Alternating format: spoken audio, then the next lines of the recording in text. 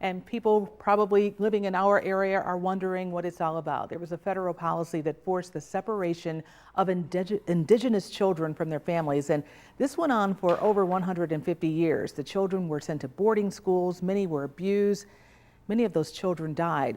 Today, the president apologized. I formally apologize as President of the United States of America. Apologizing for the United States' role in forcing indigenous children into boarding schools. Without a doubt, a sad chapter in the country's history.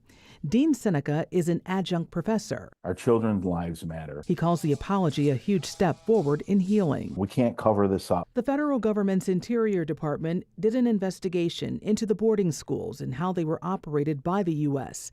It revealed that thousands of very young children were taken away from their families, forced into schools so they could assimilate. When you separate children from their families, I think the biggest impact is that these children, when they became of age to have children of their own, they didn't really know how to be parents, right? Because they didn't grow up in a family structure.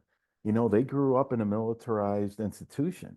So their ability to provide caring, loving, caring parental guidance and care for their children really didn't exist. Right here in Western New York was the Thomas Indian School. The last remaining building, which is the infirmary building on Route 438 on the Cattaraugus territory. A few years ago, Elliot Tallchief spoke with Two on Your Side.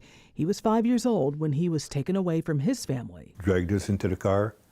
We were crying and I guess screaming too, I don't know. But I remember crying all the way. And he told us about being punished for speaking the Seneca language and stripped of his culture. It's why this apology is personal for many people right here. We really need to research, the impacts of these boarding schools, how this really changed our way of life, and what do we need to do in order to heal. An important message to Dean Seneca, and many tribal nations want more action from the federal government. It's unclear what else will happen now that an apology has been issued.